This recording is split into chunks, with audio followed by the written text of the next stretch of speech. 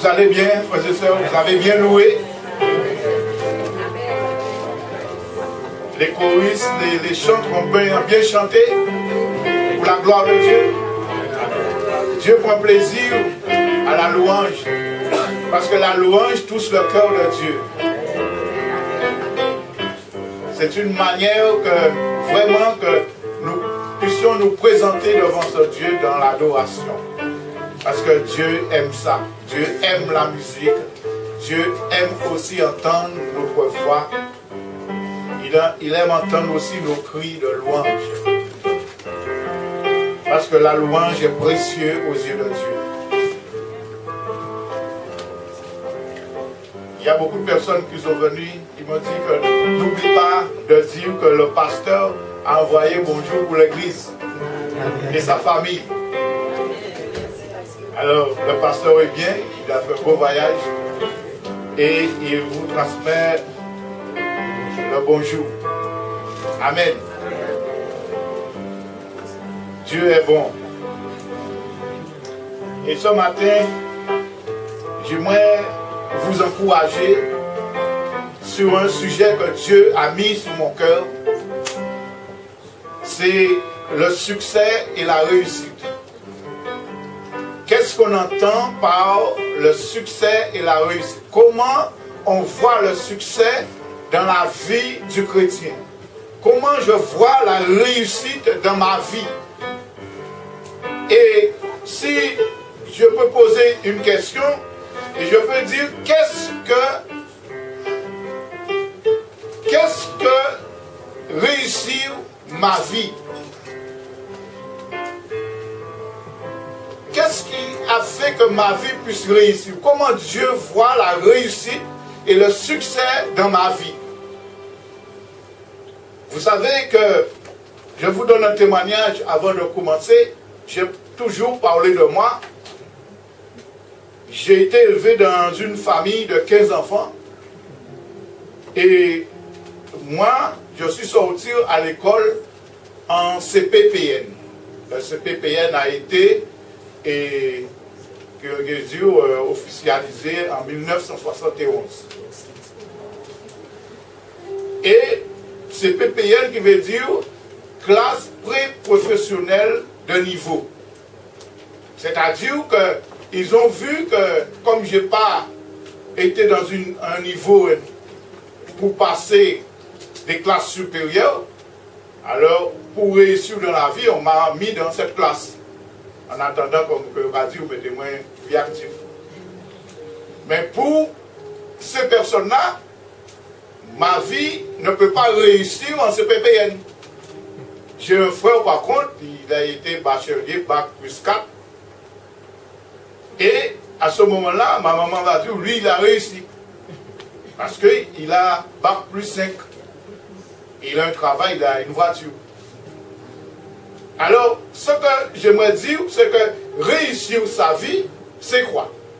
Réussir sa vie, c'est avoir bac plus 5, avoir une belle voiture, avoir peut-être un bon travail, avoir beaucoup de l'argent, ou fonder une famille. Est-ce que c'est ça qui réussit dans la vie selon Dieu? Selon Dieu, je le dis. Mais ces choses que je viens de parler, ce n'est pas interdit pour Dieu. Mais aux yeux de Dieu, est-ce que c'est ça qui fait que je suis un homme réussi dans la vie, que j'ai un travail, que j'ai un niveau supérieur? C'est ça qu'on va essayer de voir. Mais la Bible nous montre que chacun de nous devrions aspirer à la réussite et au succès. Mais vous savez qu'il y a deux sortes de succès et deux sortes de réussite. On peut le voir comme matériel et comme spirituel. Alors, dans quel domaine que Dieu veut nous amener en tant que ses enfants? Si quelqu'un a dit que si c'est le matériel qui est notre vision de succès, ce n'est pas celle de Dieu. Alors, c'est quoi celle de Dieu? Parce que le monde voit le succès d'une autre manière que la Bible nous le présente. Parce que le monde voit le succès dans la capacité intellectuelle, dans la sagesse, dans les choses que si par exemple quelqu'un n'a pas été à l'école, pour le monde, il ne peut pas réussir. Il ne peut pas devenir ministre, il ne peut pas devenir professeur, il ne peut pas avoir ceci, il ne peut pas avoir cela. Mais celui qui n'a pas réussi à l'école, est-ce que Dieu peut dire que cette personne-là n'a pas réussi dans sa vie? Alors c'est ça qu'on va essayer de développer. Mais tout ce que je peux vous dire, que Dieu, notre Dieu que nous servons, que nous aimons, on peut dire que Dieu veut que nous puissions réussir dans la vie spirituelle. Comprenez-moi bien. Le but de Dieu, c'est qu'il veut que je puisse réussir dans la vie spirituelle. Parce que Dieu, c'est le Dieu du succès et de la réussite. Il est la source du succès du chrétien. C'est-à-dire que si je suis en Dieu, c'est le but de Dieu que je puisse réussir ma vie. Mais comment je dois réussir ma vie? Et qu'est-ce que je dois faire pour réussir ma vie? Le monde ne doit pas, qu'on peut dire, fausser notre vision du succès. Parce que le véritable enfant de Dieu, il doit savoir et surtout accepter, comprenez-moi bien, accepter le fait qu'il y a de plus important que d'être réussi professionnellement, financièrement, matériellement. Il y a quelque chose qui est plus important que cela dans la vie du chrétien. Et Dieu, c'est le Dieu du réussite. Alors le succès et la réussite, si je peux dire, sont d'abord l'ordre spirituel, l'ordre de Dieu.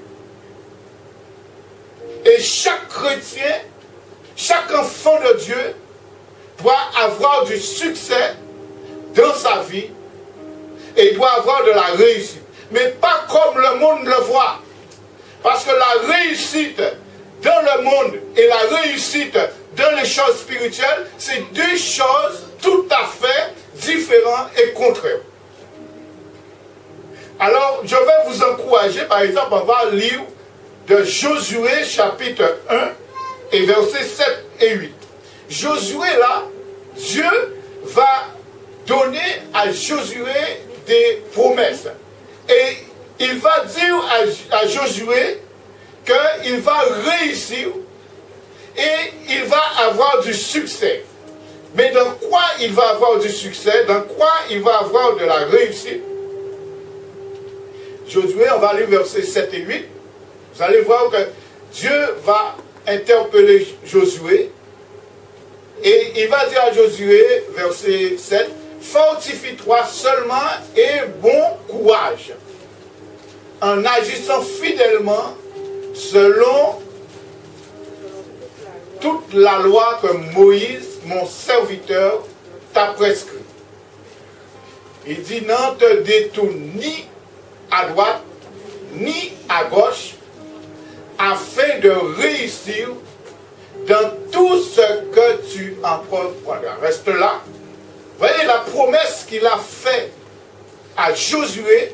Il promet à Josué de réussir dans tout ce que tu entreprendras. Voyez, la réussite vient de Dieu. Amen. Mais il y a des conditions. Vous êtes d'accord avec moi? On va voir les conditions après. Et verset 8, il dit que ce livre de la loi ne s'éloigne près de ta bouche. Médite-le jour et nuit, pour agir fidèlement selon tout ce qui est écrit, car c'est alors que tu auras du succès dans tes entreprises, et c'est alors que tu réussiras. Alléluia. Cette parole est pour vous aussi. C'est-à-dire que Dieu vous promet, il vous promet il vous dit que vous aurez du succès dans votre entreprise.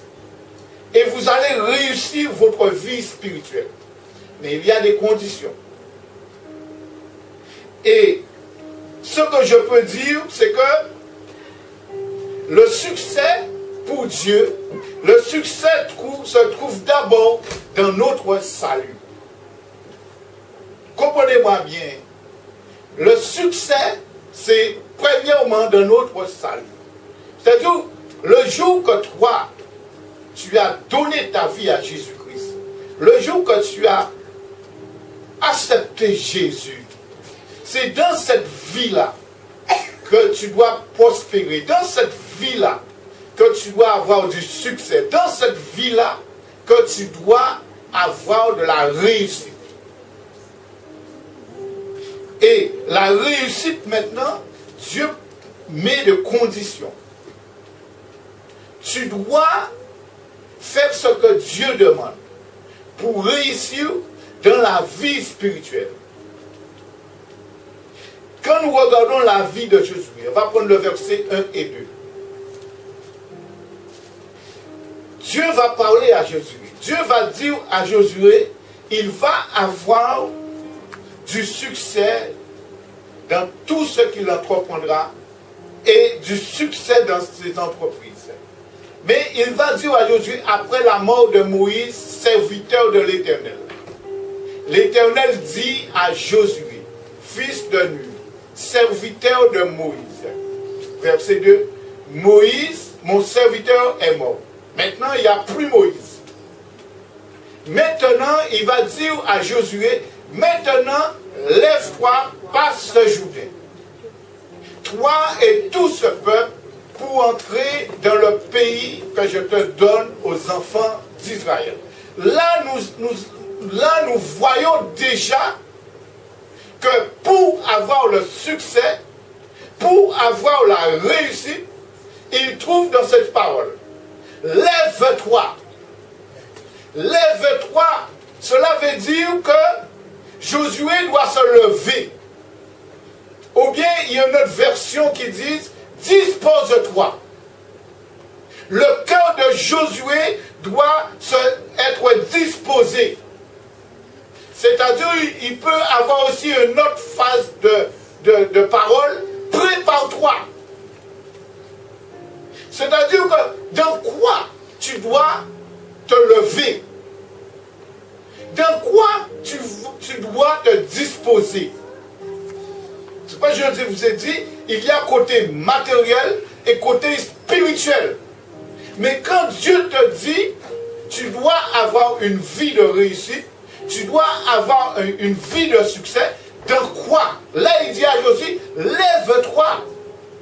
Dans le mot lève-toi, c'est dans ce mot-là que Josué, premièrement, doit avoir du succès dans sa vie et la réussite. Pour que les choses que Dieu lui a confiées. Dans le mot lève-toi, on trouve le mot engagement. Dans le mot lève-toi, est-ce que toi maintenant tu es enfant de Dieu, tu es engagé, tu es déterminé, ou si je peux dire, c'est tu es disposé pour que tu puisses avoir la réussite et le succès dans ta vie. Il faut que ton cœur soit disposé, ton cœur soit à l'écoute du Tout-Puissant. Là, tu vas voir. Et au verset, si on prend le verset 4, il va dire à Josué, regardez bien, vous aurez pour territoire depuis le désert. Il parle de territoire. C'est-à-dire l'enfant de Dieu doit connaître son territoire. L'enfant de Dieu doit connaître où il va. Et dans quoi il doit avoir le succès, dans quoi il va avoir la réussite. Josué savait que Dieu lui a dit de se lever pour conduire le peuple, pour amener le peuple dans le pays que Dieu avait dit de lever. Il me dit de lever et il me donne aussi mon territoire. Et maintenant, je sais où je vais. Je sais où je peux aller. C'est comme Dieu maintenant me dit que il a dit à Josué qu'il va conduire le peuple dans le pays de Canaan. Maintenant, qu'est-ce que Dieu me dit? Dieu me dit, comme je suis un peuple spirituel, je dois aussi d'avoir la réussite pour entrer dans le royaume céleste, dans la Jérusalem céleste, dans le Canaan céleste. Et c'est là que je dois me focaliser, de connaître où je vais, de connaître les dons, les ministères que Dieu m'a donnés, de connaître les talents, de connaître les choses de Dieu. Et c'est là que je dois avancer pas à pas. Et il continue, il parle de territoire. Dieu nous appelle aussi. Mais le verset 5, on va lire, pour vraiment réussir spirituellement, il dit à Josué, nul ne tiendra devant toi en tant que tu vivras. Je serai avec toi, comme j'ai été avec Moïse. Je ne te délaisserai point et je ne t'abandonnerai point. Alléluia. Il parle de sa présence. Il n'y a pas de succès sans la présence de Dieu, sans la présence du Tout-Puissant. Et Josué est rassuré que Dieu est avec lui.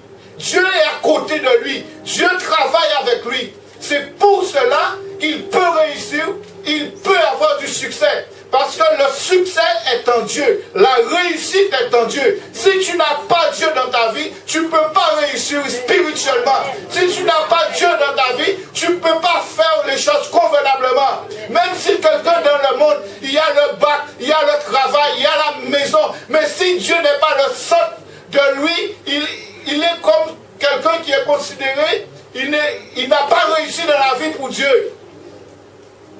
Parce qu'on réussit avec Dieu. Et Josué est rassuré que Dieu est là. Dieu est à côté de lui. Béni soit le Seigneur. Et Dieu maintenant va l'encourager au verset 7. Dieu va lui dire que, au verset 7,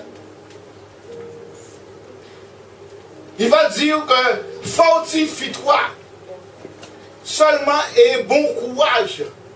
Il doit se fortifier dans le Seigneur. Il doit avoir du courage. Comme vous, frères et sœurs. Le succès nous demande d'avoir du courage. Le succès nous demande d'être fort dans le Seigneur. D'être puissamment fort dans le Seigneur. Et c'est pourquoi la Bible nous dit que Dieu va dire à Josué, fortifie-toi et bon courage. Parce qu'il va avoir des choses dans la vie du chrétien qui va empêcher que le chrétien puisse avoir une vie de réussite et une vie de succès. C'est pour cela qu'il doit avoir du courage. Et quand on lit le verset 7 même, il nous dit que cette réussite, il se trouve dans la fidélité. Agis fidèlement. Il n'y a pas de réussite sans fidélité. Il n'y a pas de succès sans fidélité. Alléluia. Il doit agir fidèlement. Il doit avoir aussi, c'est-à-dire qu'il ne doit pas se détourner. Il doit vivre dans l'obéissance. Le succès pour le chrétien se trouve dans l'obéissance. Et l'obéissance dans la voix du Seigneur. L'obéissance dans la parole du Seigneur. Au verset 8. Il va dire que ce livre de la loi ne s'éloigne près de ta bouche. Le succès se trouve dans la parole de Dieu. Le succès se trouve dans la méditation de la parole de Dieu. C'est pour cela que Josué, pour qu'il puisse réussir dans toutes ses entreprises, il doit agir fidèlement, il doit obéir, il doit méditer la parole de Dieu jour et nuit. Parce qu'il n'y a pas de vie, il n'y a pas de vie réussie sans la méditation de la parole de Dieu. Et pour agir fidèlement, tout ce qui est écrit, c'est alors que tu auras du succès. Et comprenez-moi bien, Dieu a dit à Josué, après la mort de Moïse, normalement, Josué avait une grande entreprise devant lui. Il avait un grand champ de bataille. Il avait une grande responsabilité. Et dans cela, il avait besoin de courage. Il avait besoin d'être fort pour réussir. Il a besoin vraiment de sentir Dieu à côté de lui. Dieu t'a sauvé, mon frère. Dieu t'a sauvé, ma soeur. Mais s'il t'a sauvé, c'est pour quelque chose. Il ne t'a pas sauvé comme ça. Il ne t'a pas envoyé dans l'église comme ça. S'il t'a envoyé à l'église, c'est pour quelque chose. Et tu dois réussir dans ce que Dieu t'a appelé. Dans le ministère que Dieu t'a confié. Pour toi, est-ce que réussir, c'est dans le matériel, ou est-ce que pour toi, réussir, c'est dans le spirituel? La Bible nous montre que la famille, c'est une grande entreprise. On doit conduire nos enfants dans le droit chemin. On doit veiller à nos enfants. La famille, c'est vraiment, regarde, combien de divorces, combien de choses qu'on voit. Parce que Dieu a donné une responsabilité. Et on doit mener la famille jusqu'au bout. Et pour mener la famille, pour avoir cette responsabilité, ça demande du courage. Ça demande de la persévérance. Ça demande de l'amour. Ça demande d'attention. Ça demande toutes sortes de choses. Et Dieu veut que les enfants de Dieu puissent réussir. Dieu nous a donné des ministères pour son service. Dieu nous a donné des dons. Maintenant, il me dit, lève-toi. Il t'appelle. Peut-être, il t'a choisi comme évangéliste. Et il veut que tu réussisses comme évangéliste. Il t'a choisi comme apôtre. Il t'a choisi comme docteur, comme pasteur. Il t'a choisi comme le service pour son nettoyage. Il t'a choisi comme musicien. Il t'a choisi comme choriste, comme chanteur. Maintenant, il veut que tu réussisses là. C'est là qu'il t'a placé. C'est là qu'il t'a donné. Et il veut que tu grandisses là. Et si on va voir, frères et sœurs, pour vous amener à comprendre la réussite, qui est différent que le monde, on va voir 3 exemples d'hommes de Dieu dans la Bible. Ça va nous encourager pour voir les choses. Vous connaissez Pierre. Pierre, c'était quelqu'un qui était, on va dire, fougueux. C'est quelqu'un qui avait un tempérament. Parce que vous savez que Pierre, c'était quoi? Pierre, c'était un pêcheur. Il pêchait des poissons. Il avait des responsabilités. Quand il était capable de parler, c'est bouga. Pas nous jeter l'enclat là, nous lever ça à la ronde. C'est comme ça il était. Il levait Adam Mullier où il était capable de parler fort. Et sans boucle de caractère. Et même là où vous voyez qu'à suivre Jésus, même caractère là manifesté. Là, vous avez arrêté Jésus. Comment c'est Jésus qui a arrêté? Il peut il coupe les oreilles, il bim. Et chaque fois Jésus t'a dit, il est toujours là pour rentrer en contradiction avec Jésus. Et c'est un pécheur. C'est naturel. Mais là, vous voyez Jésus rencontrer. Jésus dit comme ça, toi, je te ferai pécheur d'hommes. Tu seras plus pécheur de poissons, tu seras pécheur d'hommes. Et Jésus avait prophétisé sur la vie de cet homme. Sur cette pierre, je bâtirai mon église. Et cet homme est devenu un grand pécheur d'hommes, un grand gagneur d'âmes. Maintenant, il ne pêche plus de poissons, il pêche des hommes. Alléluia.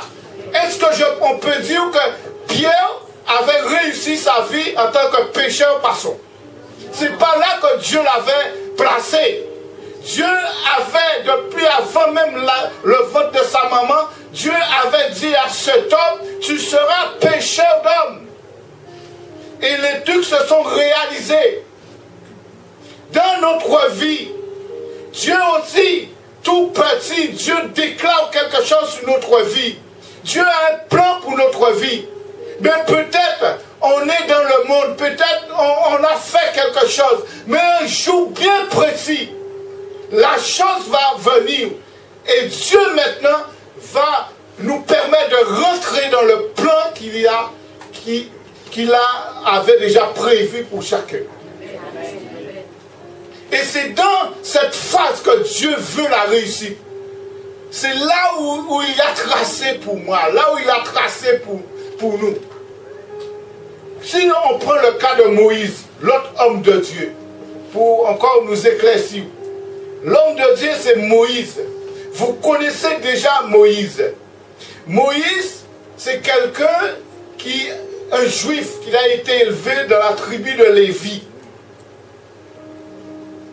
On va lire par exemple Actes chapitre 7, versets 20 à 21. Moïse, les circonstances de la vie a permis que Moïse a été grandi, a été élevé dans la cour de Pharaon.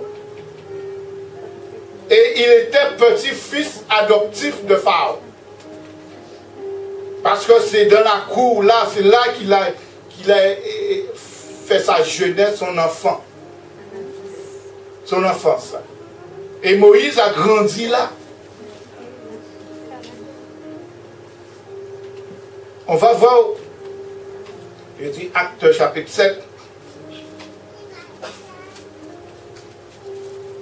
et versets 20 à 21.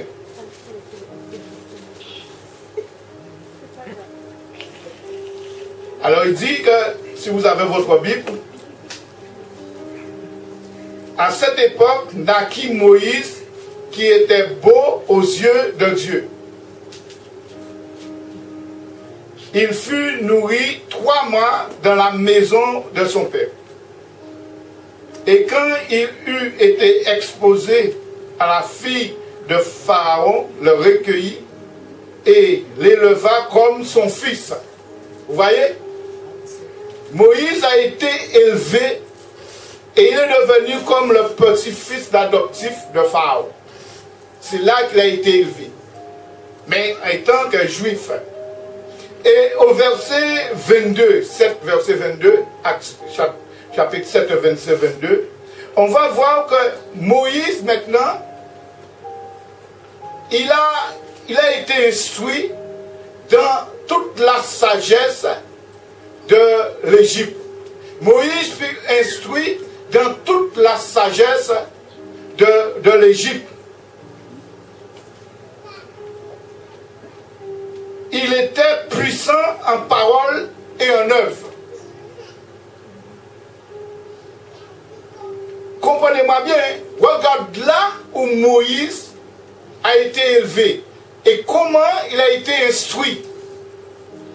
Il a été instruit dans les choses de l'Égypte. Vous savez, l'Égypte, ça symbolise le monde. Il n'y a pas de bonnes choses dans l'Égypte. C'est l'adoration, c'est l'idolâtrie, c'est aux fausses dieux. Mais l'église, Moïse a été l'école dans ce milieu-là. Il a été élevé dans ce milieu-là. Et Moïse est devenu un homme, la Bible nous dit, il était puissant en parole et en œuvre. Moïse est devenu un grand homme. Moïse est devenu puissant, même en Égypte. C'est-à-dire qu'après Pharaon, c'est lui qui gouvernait le pays. Il était ministre. Il était là auprès de Dieu. Mais il y a quelque chose qui s'est passé dans la vie de Moïse. Après 40 ans, il y a quelque chose qui s'est passé dans la vie de Moïse. Et ça a bouleversé la vie de Moïse. Parfois, on dit que on vit dans le monde, mais vous savez que Dieu nous connaît, quel que soit le lieu qu'on est. Moi, j'ai été élevé au milieu de l'hindouisme où on faisait les sacrifices. Ma maman a été aux chapelles, tout cas des choses. Moi, j'ai été élevé là. Mais un jour dans ma vie, il y a quelque chose qui s'est passé et je me trouvais un petit peu comme Moïse. Et qu'est-ce qui s'est passé dans la vie de Moïse, au verset 26? Il y a une situation, après 40 ans,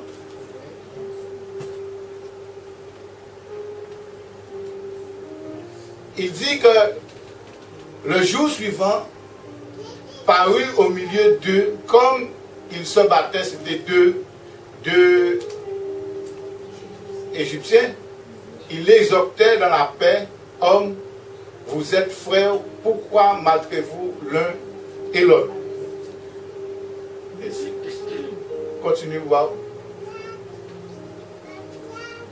Ouais. Continue encore. Voilà, c'est là. Verset 28.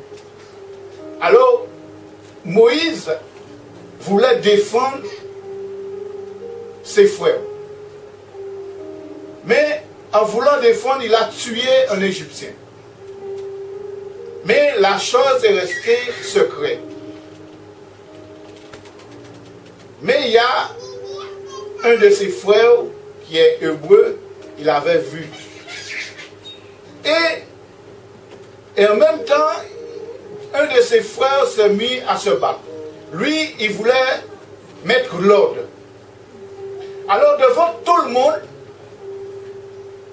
les Hébreux maintenant vont dire, veux-tu me tuer comme tu as tué hier l'Égyptien? Alors l'affaire, c'est, comment me dire, l'affaire a été éparpillée, l'affaire a été transportée dans toute la cour. Et comment maintenant cette parole va faire trembler Moïse?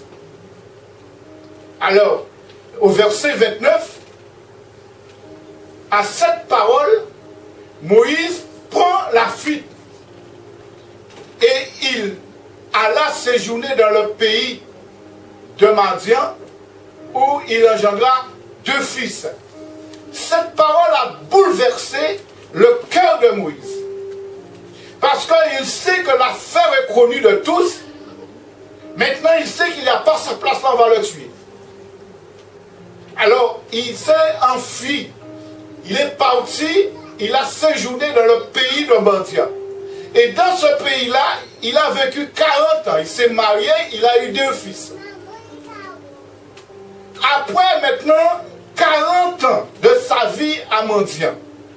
Écoutez bien, après qu'il est parti, après 40 ans de sa vie, Dieu maintenant va se révéler à lui. C'est-à-dire 40 ans en Égypte, 40 ans à Madian, ça fait 80 ans à Madian. Et c'est de là, après 80 ans de sa vie, maintenant Dieu va se révéler à lui.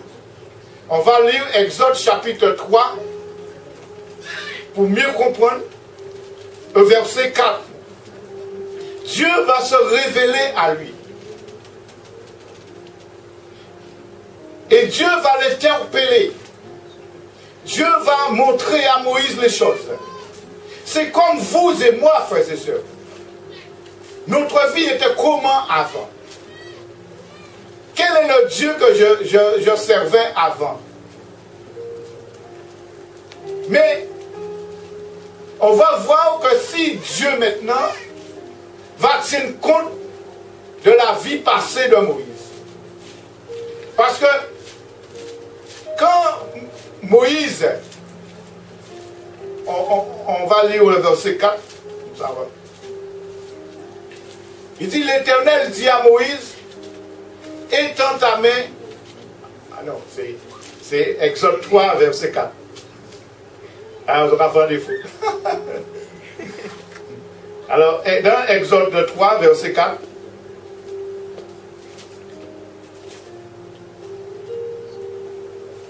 on va lire parce que comme ça, vous allez voir.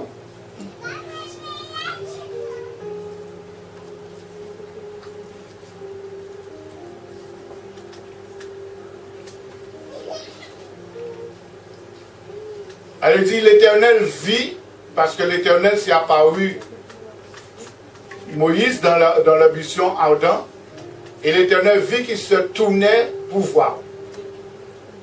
Détournait pour voir. Et Dieu l'appelait au milieu du buisson. Dieu l'appelait là. Il dit, Moïse, Moïse. Et il répondit, me voici. Alléluia. Un jour, Dieu vous a appelé. Un jour, vous avez entendu la voix de Dieu. Parce que si un jour, vous n'avez pas entendu la voix de Dieu, vous ne pouvez pas vous convertir. Il y a quelque chose dans votre vie qui s'est passé et vous avez entendu la voix de Dieu. Et Moïse, après 80 ans, il a entendu que Dieu l'appelle. Mais ce n'est pas le Dieu de l'Égypte qui l'appelle. Ce n'est pas le Dieu qu'il a été élevé en Égypte. Là, c'est le vrai Dieu. Là, c'est le Dieu Tout-Puissant. Et pourquoi il appelle Moïse? Moïse va dire, me voici. Qu'est-ce que Dieu va lui dire? Dieu va lui dire au verset, on va aller plus loin, versets 9 et 10. Dieu va lui faire comprendre maintenant, il a une mission pour lui. Il va dire Dieu va lui dire, voici, les cris d'Israël sont venus jusqu'à moi. Et j'ai vu l'oppression que leur font souffrir les Égyptiens. Verset 10. Maintenant, va, je t'enverrai auprès de Pharaon, et tu feras sortir d'Égypte mon peuple, les enfants d'Israël. Regarde la mission que Dieu donne à Moïse. Vous voyez, ce n'est pas pareil en Égypte. Et c'est dans cette mission que Dieu maintenant veut qu'il réussisse. C'est dans cette mission que Dieu veut qu'il puisse avoir du succès. Parce qu'au verset 11, maintenant, il va dire à Dieu, Moïse dit à Dieu, qui suis-je? Qui suis-je pour aller vers Pharaon et pour faire sortir d'Égypte les enfants d'Israël? Qui suis-je? Cela veut dire, frères et sœurs, la mission que Dieu t'a donnée va au-delà de tes capacités que tu as reçues dans le monde. Parce que Moïse, on a vu, fut instruit dans toute la sagesse, toute la science de l'Égypte. Dieu ne va pas servir de ce que Moïse a reçu en Égypte. Et c'est pour cela que Moïse maintenant va dire qui je suis. Qui je suis pour que je puisse aller devant le roi Pharaon. Cela veut dire que la réussite qu'on a dans le monde, ce n'est pas la réussite de Dieu. Tu peux avoir bac plus 5, tu peux avoir une belle maison, tu peux avoir une belle voiture. Dieu ne tient pas de compte. Parce que Pierre était pécheur, il n'a pas tenu compte de ce que Pierre était.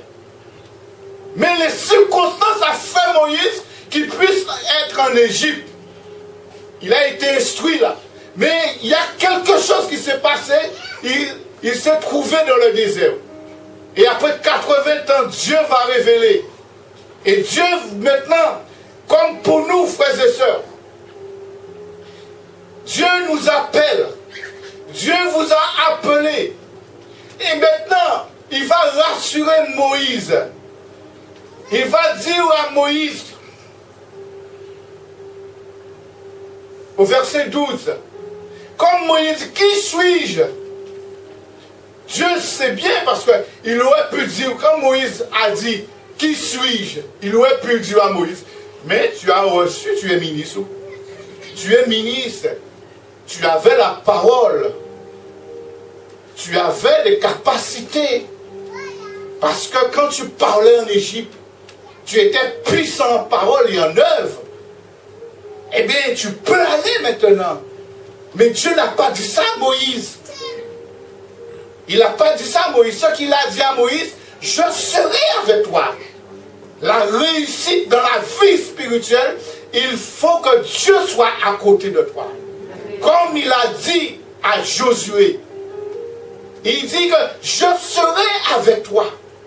La présence de Dieu, la présence du Saint-Esprit te permet d'avancer dans le royaume de Dieu.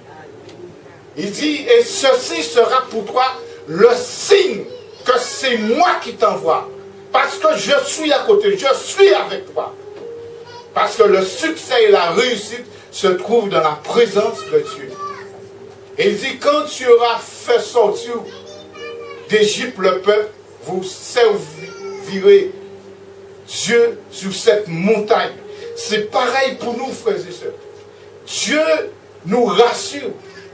Dieu est le Dieu qui nous a appelés. Nous vivons dans le monde comme Moïse.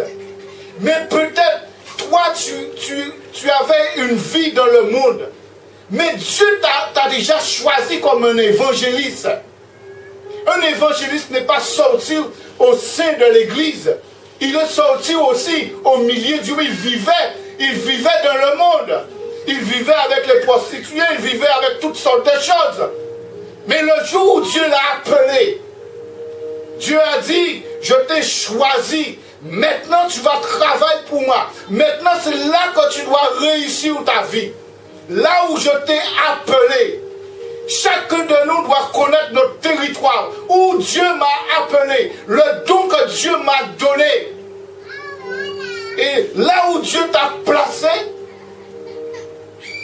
il est avec toi et il veut que tu réussisses là. C'est là qu'il veut. Maintenant, les maisons, les voitures, le travail, ça appartient à Dieu. Il a dit, l'or et l'argent m'appartiennent. C'est-à-dire que si dans ta vie spirituelle, tu marches comme il a dit, les choses maintenant matérielles, Dieu va s'occuper de ça. Il a dit, regarde les oiseaux du ciel. Ils ne sont prêts, ils ne maçonnent pas, mais votre Père Céleste les nourrit. À combien plus forte raison, vous qui êtes ses enfants, il ne va pas vous nourrir. Le roi David a dit, j'ai été jeune, j'ai vieilli, je n'ai point vu le juste abandonner ou mendier son pain. Parce que Dieu est le Dieu qu'il bénit, c'est la bénédiction de Dieu. Il voit que j'ai besoin d'une voiture, il va me donner une voiture. Mais ma vie n'est pas focalisée sur le matériel.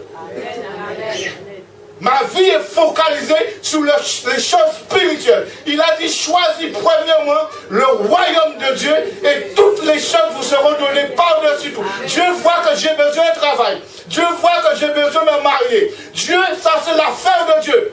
Si je fais le service de Dieu, Dieu va me bénir. Mais je ne vais pas dire que ma vie est réussite parce que j'ai une famille, parce que j'ai une voiture, parce que j'ai un bon travail, parce que j'ai réussi à l'école. Non, pour Dieu, non.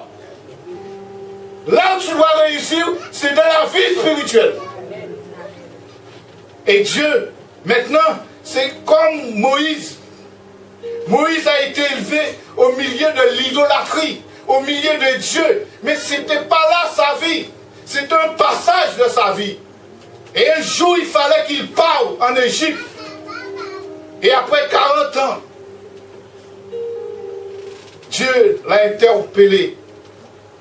Frères et sœurs, c'est comme ça la vie.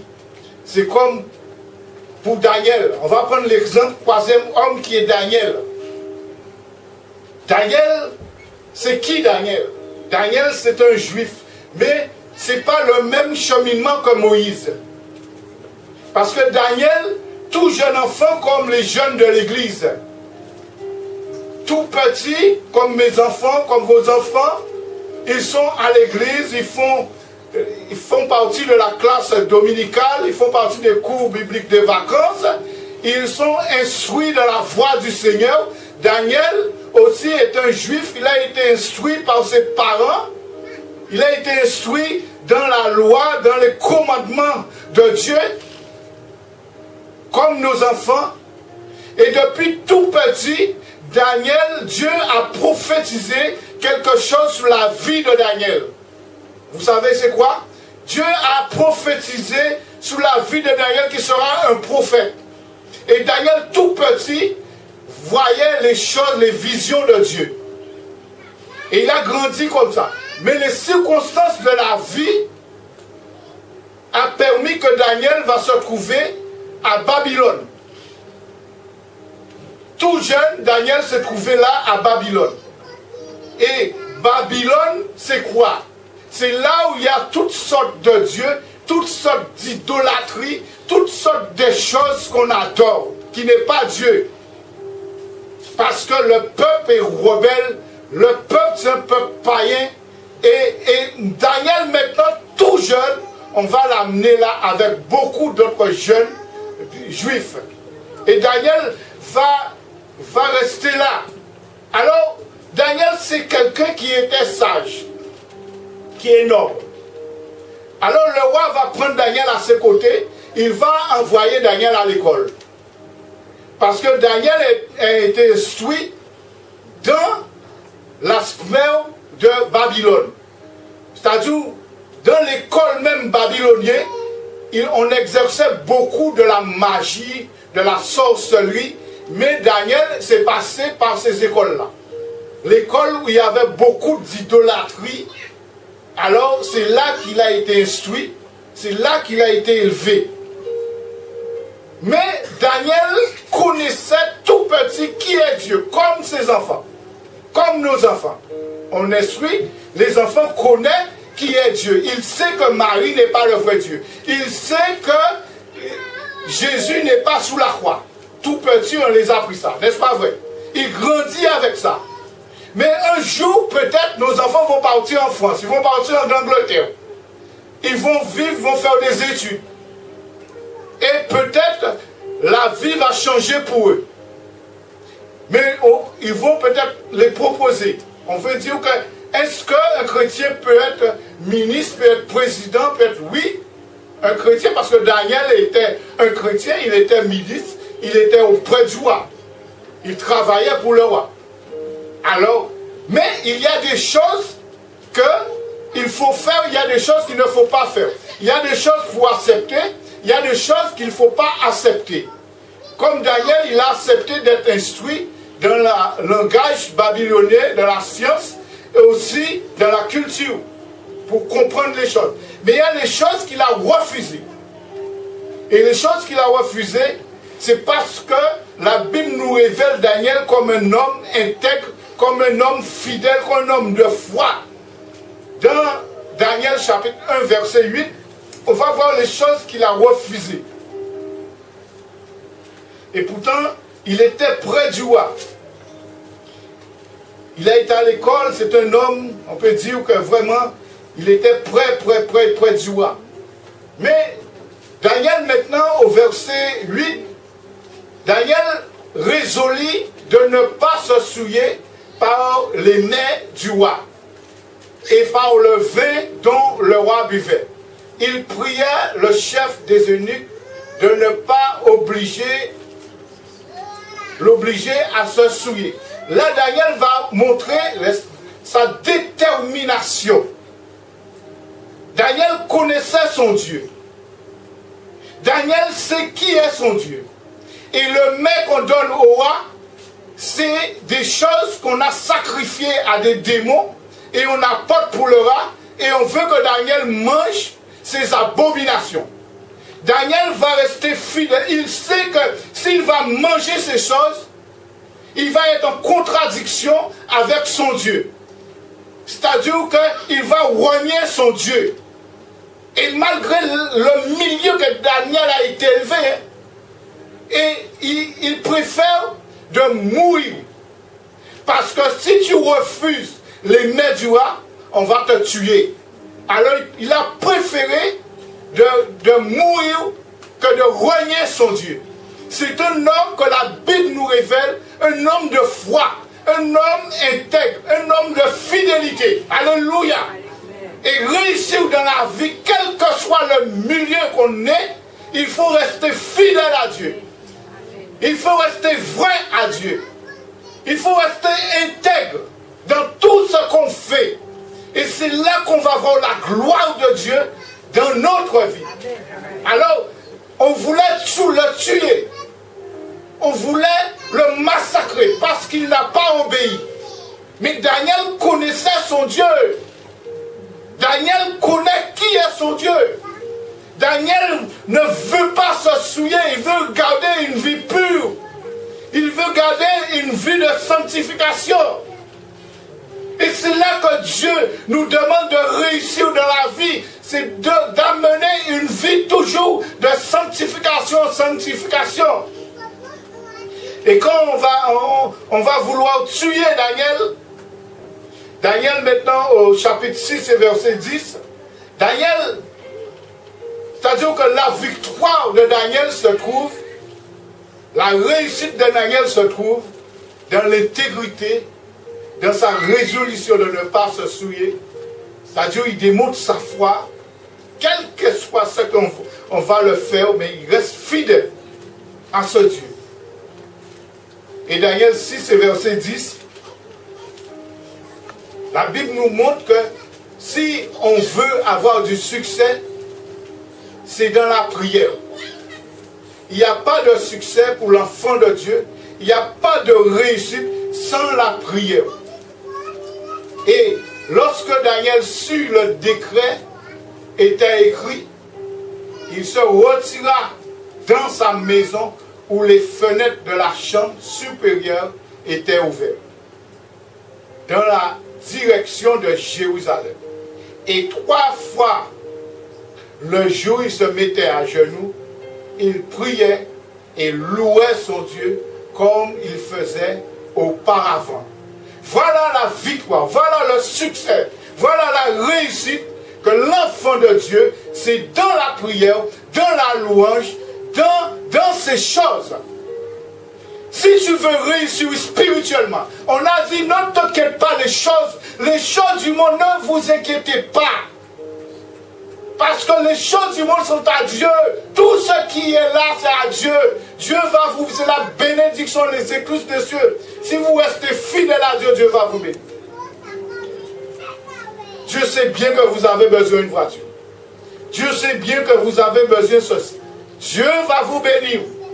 Dieu, c'est le Dieu qui bénit. Dieu, c'est le Dieu de consolation. Mais la réussite spirituelle, c'est dans la prière. Et regardez, il nous dit que Daniel se retira, reste là, dans sa maison où les fenêtres de la chambre supérieure étaient ouvertes en direction de Jérusalem. Pourquoi il n'a pas fermé la porte? Pourquoi il a laissé, il prie et il laisse la porte ouverte? Daniel ne craint pas les nouvelles. Même si on dit que j'étais en guerre alliance, ça n'a pas pitié pour Daniel.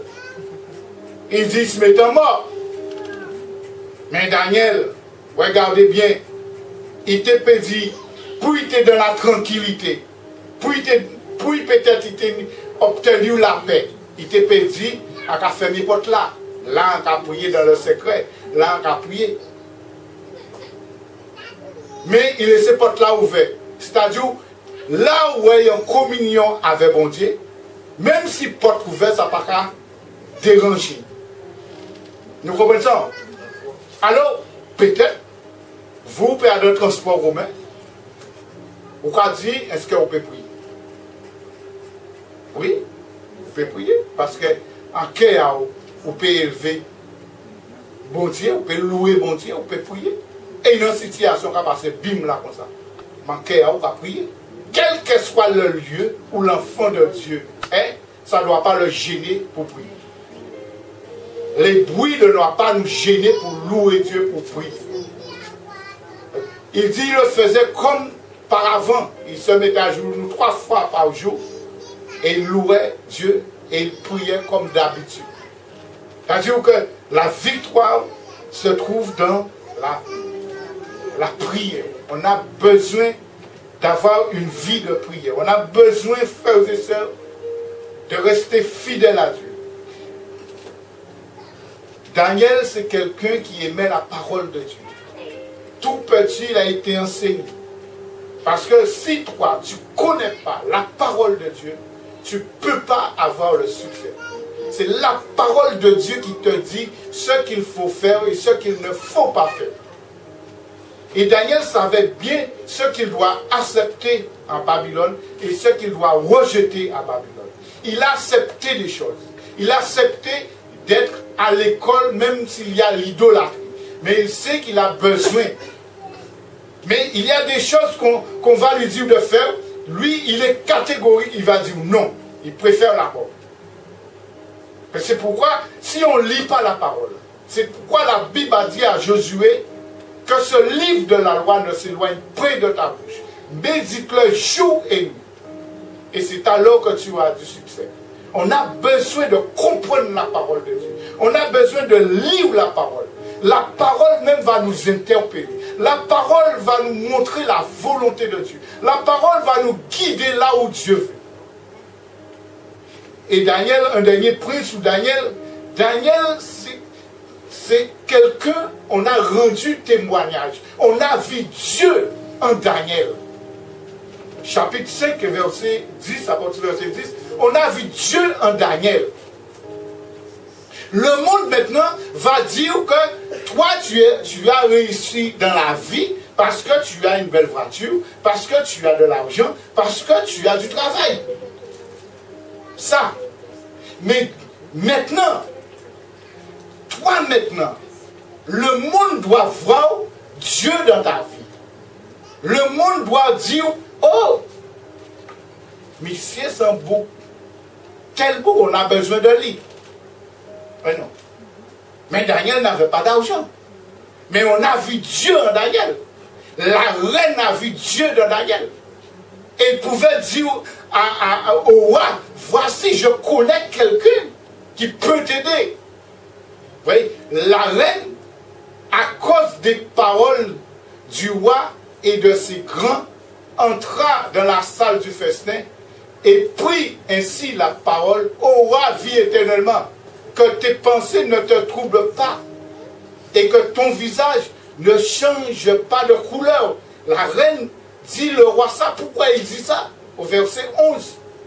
Il dit, il y a dans ton royaume un homme qui a en lui l'esprit de Dieu saint. Regarde ce que la reine dit. Il dit que il y a un homme parmi ton royaume là. Il y a un esprit. Il voit quelque chose en Daniel. Il voit quelque chose qui est différent. C'est-à-dire que toi maintenant tu représentes le royaume. Toi maintenant le monde doit voir quelque chose en toi. Il dit, et du temps de ton père, on trouva chez lui des lumières et de l'intelligence et une sagesse semblable à la sagesse des dieux. Il parle des dieux, il ne connaît pas. Aussi le roi Nebuchadnezzar, ton père, le roi de ton père, l'établit chef des magiciens, des astrologues, des chaldéens, des devins, parce qu'à Babylone, il y avait toutes sortes de choses-là. Mais Daniel était au-dessus de tout ça. Parce que dans Daniel, c'est la lumière. Dans Daniel, parce que Dieu avait prophétisé dans la vie de Daniel tout petit. Daniel, c'est quelqu'un qui prophétisait. Il prophétisait pour le roi. Il montrait à le roi les choses qui ne vont pas dans sa vie. Il montrait à le roi les choses qui allaient venir. Il montrait à le roi. Maintenant, nous l'église, on a besoin de voir que Dieu nous montre les choses. Ce n'est pas le monde qui va dire que voilà, la soufrière va être détruite. Dieu va avertir son église. Dieu va mettre la vision de son église pour les hommes de Dieu. Et les hommes de Dieu vont parler pour les autorités maintenant. Parce que nous, c'est-à-dire que quand on est en Dieu, Dieu nous donne la sagesse, Dieu nous donne l'intelligence, Dieu nous montre les choses. Nous vivons dans la lumière. Et Daniel, on a témoigné.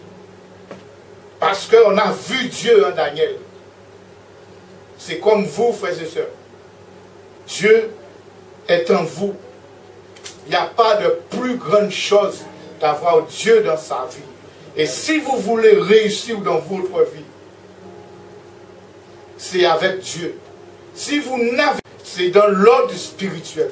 C'est Dieu qui nous donne le succès. C'est Dieu qui nous donne la réussite dans la vie. Et c'est pour cela, pour que vous et moi, l'Église, si on veut réussir, si on veut avoir une vie épanouie, si on veut avoir cette vie de lumière, cette vie de sagesse, il faut être humble.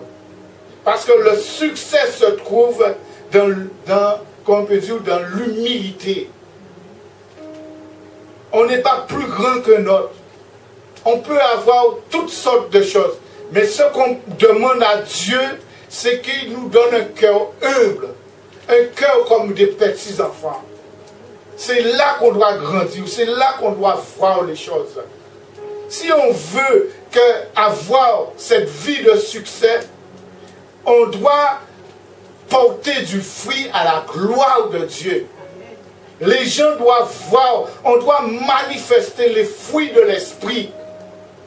Parce que le succès aux yeux de Dieu, c'est de manifester les fruits de l'esprit. C'est-à-dire que même si les choses arrêtent, tu as l'amour de Dieu en toi. Tu restes fidèle à Dieu. Tu marches avec Dieu. Tu es dans la paix. Tu es dans la joie. Tu loues le Seigneur. Quelle que soit la chose.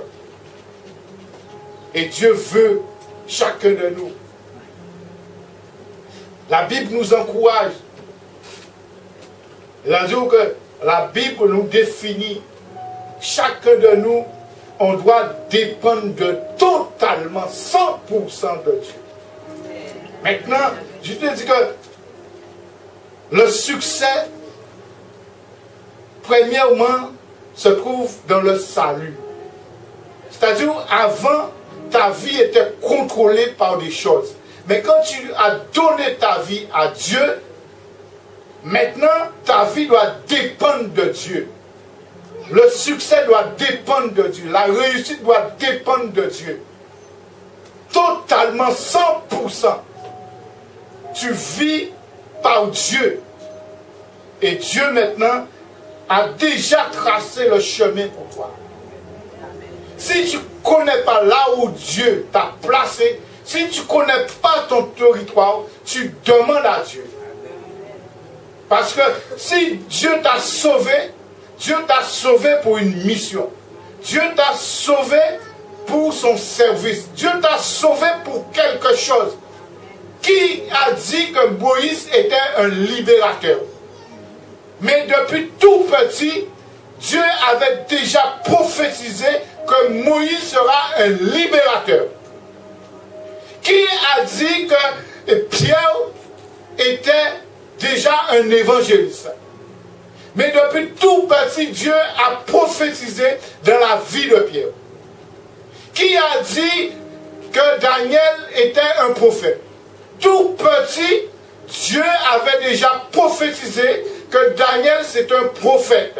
Et même s'il a vécu dans un milieu l'idolâtrie, il exerçait sa prophétie. Alléluia.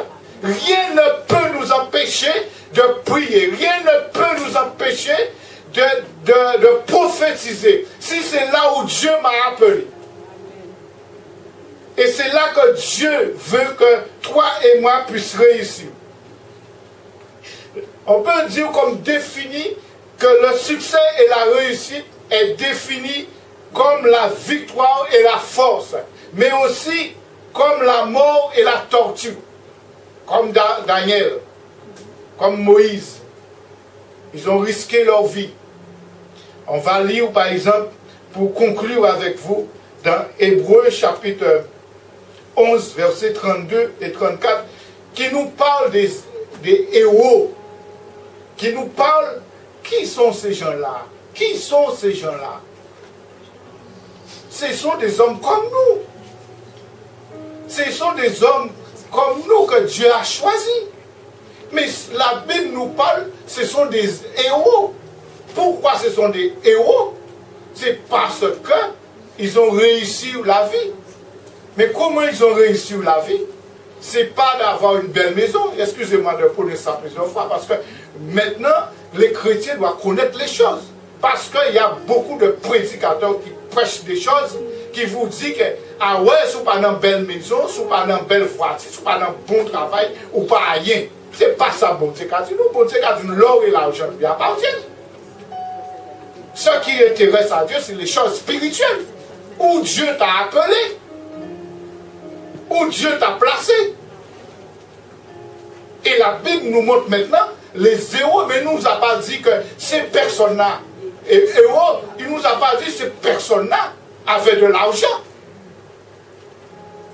Il ne nous a pas dit que ces personnes-là avaient des belles voitures.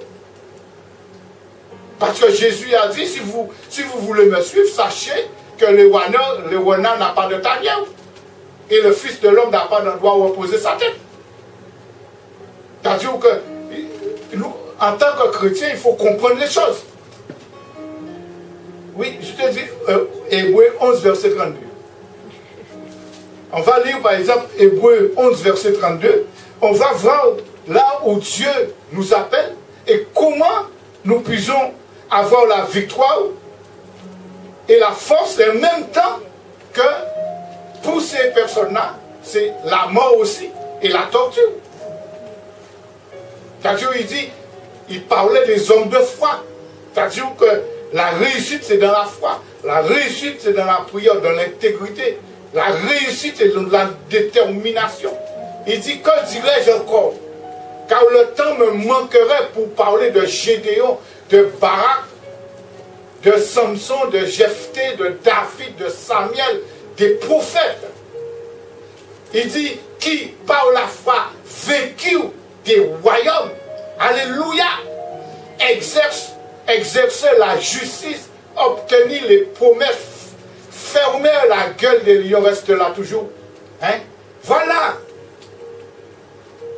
Il dit, c'est par la foi, vaincu des royaumes. Toi, tu as appelé par la foi à vainquer des royaumes, à exercer la justice, à obtenir les promesses, comme Daniel a fermé la gueule des lions. Toi aussi, tu peux le faire. Alléluia. Qui était David? David était un simple homme derrière les moutons. C'est là. Pour eux, sa famille pensait que David, c'est là que sa vie était destinée. Derrière les moutons. Il travaillait derrière les champs. Et quand on voulait choisir un roi, on a présenté tous les frères de David. Dieu a dit non, c'est pas celui-là. Les hommes regardent ce qui frappe l'œil. Mais moi je regarde au cœur. Il y a un tout petit là. C'est lui que j'ai prophétisé qu'il va devenir roi d'Israël. Alléluia. Parce que Dieu ne tient pas compte de ce qu'on est avant. Il nous fait des héros. Et là au verset 34, regarde ce qu'il dit. Il dit, éteignir la puissance du feu. Alléluia. Alléluia. Qu'est-ce qui peut éteindre la puissance du feu?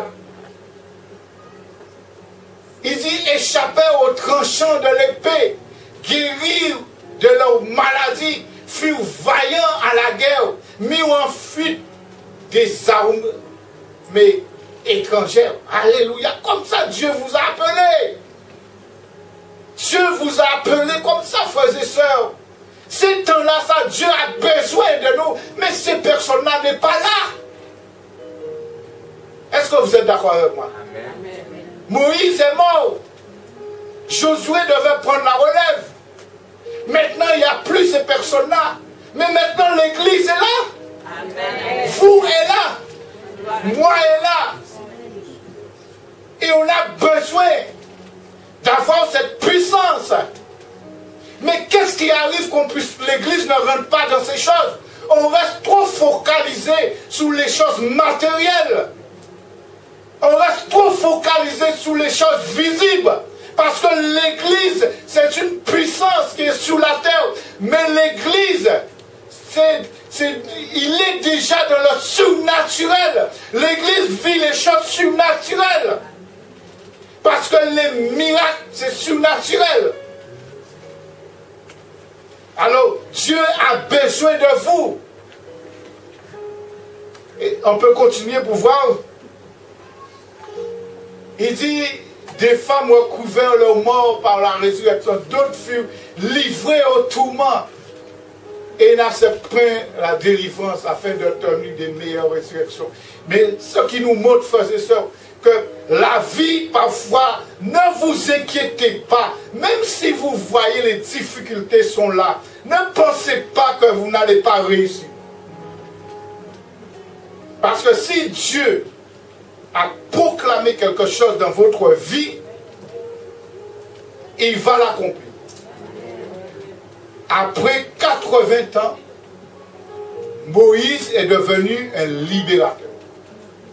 Et si Moïse est devenu un libérateur, depuis tout petit, que Dieu savait que c'est le libérateur. Et regarde le cheminement de Moïse, tout petit, on voulait tuer Moïse.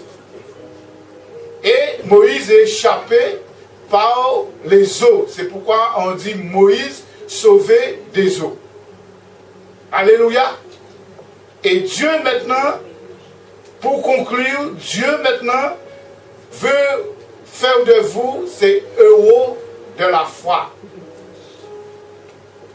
Il veut que vous puissiez rentrer dans votre territoire. Dieu vous a choisi, je ne sais pas. Qu'est-ce que Dieu a mis, quel est le potentiel il a mis sur votre cœur? Dans quoi Dieu veut que vous puissiez avoir le succès et la réussite? Qu'est-ce qu'il a mis en vous? Peut-être il y a des évangélistes, peut-être il y a des pasteurs, peut-être il y a toutes sortes de choses. Dieu a mis des dons dans la vie de ses enfants. Et peut-être toi qui es là, tu as le don de secourir. Tu dois exercer ce don-là. Peut-être toi qui es là, tu as le don de donner. Qu'est-ce que tu fais avec le don que Dieu t'a donné? Peut-être toi qui es là, tu as le don de compassion, don de miséricorde. Tu es là pour exhorter, tu es là. Mais si tu es là, c'est que Dieu a déclaré quelque chose dans ta vie. Et ce que Dieu a déclaré dans ta vie, il veut que ta vie puisse réussir dans ce qu'il a déclaré. Alléluia. Parce qu'il a un plan pour ta vie. Le diable avait mis un plan sur ta vie. Le diable avait mis un plan de malédiction, un plan de perdition, un plan de destruction. Mais Dieu maintenant, il a mis un plan de bonheur, un plan de paix, un plan de réussite, un plan de succès. Maintenant, tu dois rentrer dans le plan que Dieu a décidé pour ta vie. Ce n'est pas que ce que le monde a décidé pour toi, mais c'est ce que Dieu a décidé pour ta vie. Tu dois rentrer dans la destinée que Dieu t'a donnée. Alléluia. Amen. Et on va se mettre debout. Réfléchis de quoi, où Dieu t'a placé, où Dieu veut que tu ailles. Et c'est là que Dieu veut bénir l'Église. Parce que Dieu ne nous a pas appelés pour venir assis à l'Église. Mais il nous a donné des potentiels. Il a donné des choses. Et il veut que chacun de nous puisse rentrer dans le domaine. Je sais qu'il y a des pasteurs. Je sais qu'il y a des prophètes là. Je sais qu'il y a des docteurs. Je sais que Dieu a donné des ministères, des dons. Et il veut que l'Église rentre là. Alléluia. Béni soit le Seigneur. Et comme je vous ai dit, ne vous inquiétez pas. Vous faites le travail de Dieu. Vous avez cette assurance. Vous avez cette conviction que Dieu vous a appelé là. Restez fidèles jusqu'au bout. Ne vous détournez ni à gauche, ni à droite. Restez là où Dieu vous a placé. Restez dans l'obéissance. Restez dans la prière. Maintenant, les choses de la terre, Dieu va vous bénir. Les écluses de cieux, ne vous inquiétez pas. Si vous faites le travail de Dieu, Dieu va vous bénir. La bénédiction de Dieu va descendre sur vous. Alléluia.